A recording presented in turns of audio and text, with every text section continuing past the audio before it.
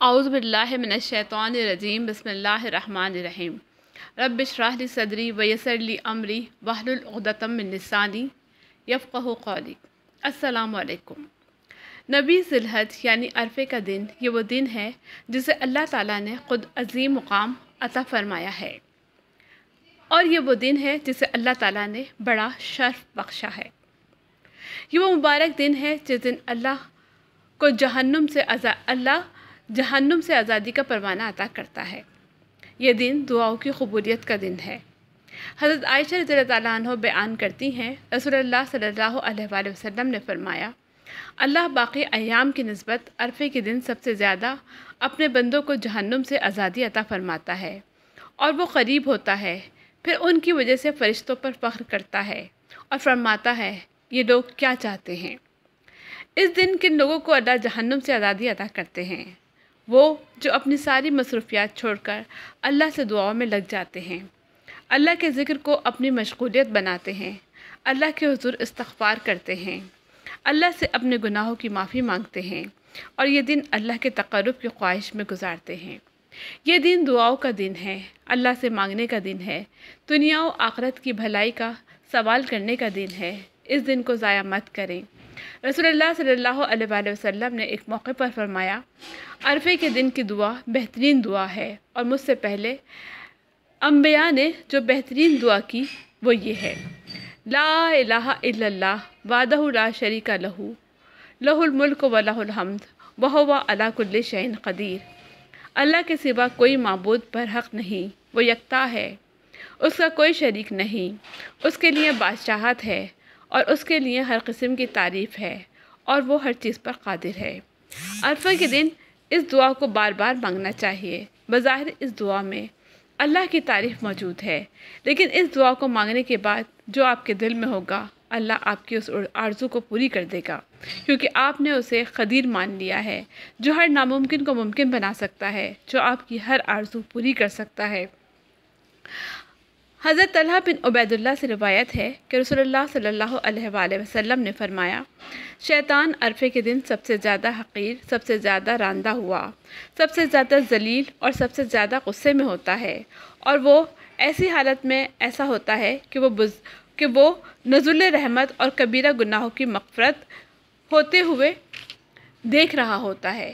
یعنی کہ اس دن اللہ تعالیٰ جو ہیں وہ اپنے بندوں کے کبیرہ گناہ اور صغیرہ گناہ معاف کر رہے ہوتے ہیں، تو اس دن یہ منظر دیکھ کر شیطان جو ہے غصے میں آ جاتا ہے، کیونکہ اس دن اللہ کی رحمت اس کے غصے پر حاوی ہوتی ہے۔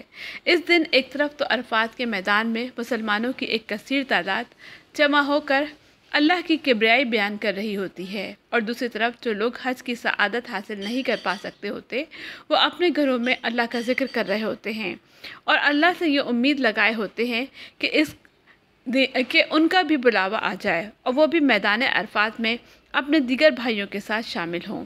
عرفے کے دن جہاں اللہ کا ذکر کرنے اور دعاؤں کا دن ہے، وہاں عرفے کے دن کا روزہ اس دن کی خاص عبادت ہے۔ اس دن روزہ ضرور رکھنا چاہیے۔ اس دن کے روزے کے بارے میں رسول اللہ صلی اللہ علیہ وسلم کا ارشاد ہے کہ یوم عرفہ 9 ذی الحج کے روزے کے بارے میں اللہ سے امید کرتا ہوں کہ وہ سابقہ اور آئندہ سال کے گناہ مٹا دے گا۔ یعنی عرفے کا روزہ رکھنے سے اللہ 2 سال کے گناہوں کو معاف کر دیتے ہیں۔ لیکن یاد رہے کہ یہ گناہ صرف صغیرہ گناہ ہوتے ہیں، کبیرہ گناہ اس وقت تک معاف نہیں ہوتے جب تک توبہ نہ کی جائے۔ کبیرہ گناہ جن میں جھوٹ، شراب نوشی، والدین کی نافرمانی، زنا، قتل عمد، ترک نماز وغیرہ شامل ہیں، صرف اسی وقت معاف ہوتے ہیں جب ان گناہوں سے سچی توبہ کی جائے اور دوبارہ ان گناہوں کا عادہ نہ کیا جائے۔ جہاں تک اس مسئلے کا سوال ہے کہ عرفے کا روزہ کب رکھا جائے، تو عرفے کا روزہ اپنے ملک کے حساب سے چاند کی 9 تاریخ کو رکھا جائے گا، ذی الحج کی 9 تاریخ کو رکھا جائے گا، جیسے ہم لیلۃ القدر رمضان میں اپنے اپنے ملک کے حساب سے تلاش کرتے ہیں اور طاق راتوں میں عبادت کرتے ہیں، اسی طرح عرفے کا روزہ بھی اپنے مقامی وقت اور تاریخ کے لحاظ سے رکھیں گے۔ اسلامی عبادات جیسے نماز اپنی مقامی وقت کے مطابق ادا کی جاتی ہے، وہی اصول عرفے کے روزے میں بھی کار فرما ہوگا۔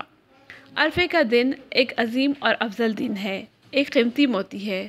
اس دن عبادت و ذکر میں گزار کر ہی ہم اللہ کا قرب حاصل کر سکتے ہیں۔ عرفے کے دن اللہ ہمارے بہت قریب ہوتا ہے، اس لیے اس دن کا شیڈول بہت عمدہ بنانا چاہیے۔ یہ ایک دن جو سال میں ایک ہی مرتبہ آتا ہے۔ رات جلدی سو جائیں تاکہ صبح تہجد کے وقت اٹھ سکیں۔ اٹھنے کے بعد سحری کھا کر روزے کی نیت کریں اور پھر کم از کم 2 یا 4 رکعت نوافل پڑھیں اور حالت سجدہ میں اللہ سے دنیا و آخرت کی بھلائی مانگیں۔ نماز کے بعد استغفار پڑھیں، پھر نماز فجر ادا کریں۔ نماز فجر کی ادائیگی کے بعد طلوع صبح تک تلاوت قرآن اور ذکر و اذکار میں مشغول رہیں اور اشراق کی نماز پڑھیں۔ نماز کے بعد صبح کے اذکار پڑھ کر کچھ دیر آرام کریں اور پھر گھر کے معاملات میں مشغول ہو جائیں۔ پھر ظہر کی نماز اول وقت میں ادا کریں۔ ظہر کی نماز کے بعد تکبیر و تسبیح پڑھیں اور ساتھ تلاوت قرآن بھی پڑھیں۔ پھر نماز عصر پڑھیں اور تکبیرات کے ساتھ شام کے اذکار بھی پڑھیں۔ مغرب سے تھوڑی دیر پہلے اللہ سے عاجزی سے دعا کریں اور اپنے علاوہ دوسرے لوگوں کے لیے بھی دعا کریں، خاص کر اپنے والدین، اپنے بہن بھائیوں اور عزیز رشتہ داروں کے لیے دعا کریں۔ پھر روزہ افطار کر کے مغرب کی نماز ادا کریں۔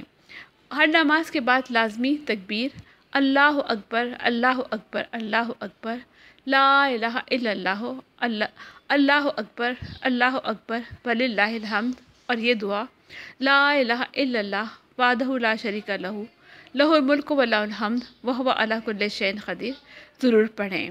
اللہ مجھے اور آپ کو عمل کی توفیق عطا کرے، آمین۔